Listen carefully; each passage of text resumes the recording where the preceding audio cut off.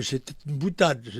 J'ai dit, voilà, c'est sûr qu'une épidémie massive, comme celle qui fut celle de la grippe espagnole après la guerre de 14-18, en effet, équilibrerait la surpopulation de l'Afrique. C'est un propos qui n'est pas, à mon avis, subversif, c'est une opinion. Le premier défi, aujourd'hui, entendez-moi bien, c'est le problème démographique. Nous sommes 7 milliards. Dans 30 ans, nous serons 9 milliards.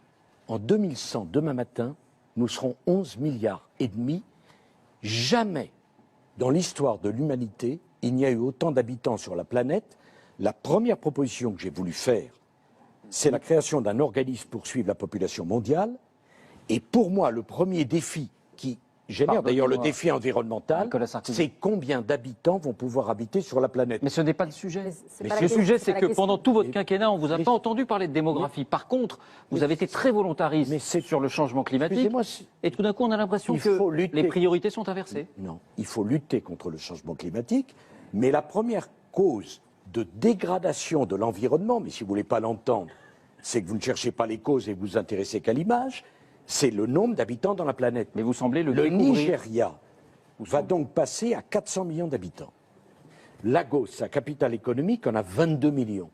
Si on ne pose pas la question de la natalité sur le continent africain, ou de la natalité en Asie, ou de la natalité dans un certain nombre de pays, on ne pourra pas protéger les équilibres écologiques de la planète.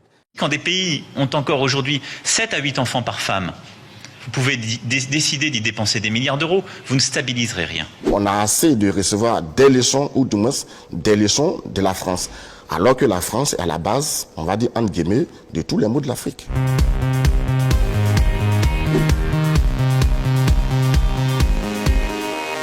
Je pense que M. Macron ne sait pas que c'est parce qu'il y a la pauvreté en Afrique et qu'on fait beaucoup d'enfants. Ce n'est pas le fait de faire beaucoup d'enfants qui cause la pauvreté, mais c'est plutôt l'inverse en fait.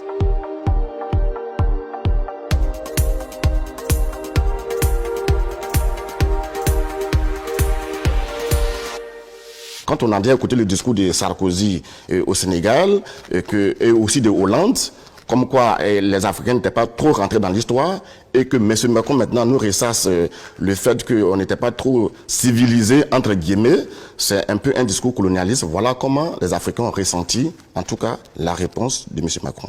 Et il faut s'attaquer à un tabou, j'ose le dire, le contrôle des naissances en Afrique, car c'est la Chine qui a réussi à faire sa transition économique, parce que la Chine a osé parler clairement du problème de la transition démographique. Il faut que les c'est pas les Européens qui vont le faire. Bah oui, mais on fait quoi? Mais avec nos mais ça veut dire quoi? Excusez-moi. Est-ce qu'on peut parler des problèmes sérieux avec nos amis africains? Il faut un moment avec les gouvernements. Dès qu'il s'agit du contrôle des naissances, ça devient vos amis. C'est scandaleux ce que vous dites. Eh bien, je le pense. C'est scandaleux. Ce que l'on voit, c'est que effectivement, c'est pas l'alternance d'un mandat sur l'autre, c'est l'alternance en même temps. C'est Sarkozy, Hollande au carré, Macron. Et on le voit parce qu'il y a une continuité du bilan de François Hollande. Il était conseiller, il a été ministre de l'économie, donc y compris il parle de choses qui effectivement existent déjà. Sarkozy parle de l'intéressement.